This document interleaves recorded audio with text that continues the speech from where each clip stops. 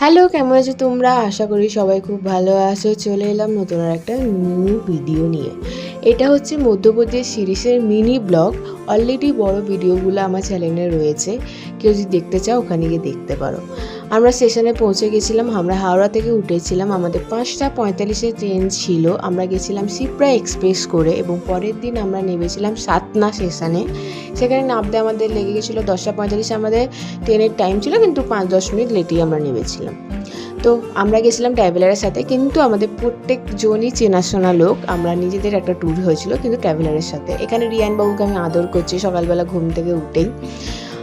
আমাদের লোক অনেকজন গেছিলো। আমাদের লাগেজ দেখলেই তোমরা বুঝতে পারবে কতজন লোক। আমরা ফার্স্টে গেছিলাম খাজিরাও টেম্পল, সেই জন্য আমরা সাতনা স্টেশনে নেমেছিলাম। ওখান থেকে আমরা বাস করে দিয়েছিল, ওখান থেকে আমরা খাজিরাও টেম্পলের আশেপাশে মন্দিরে হোটেলে উঠেছিলাম। তো এইভাবে আমাদের ফার্স্ট দিন কাটে।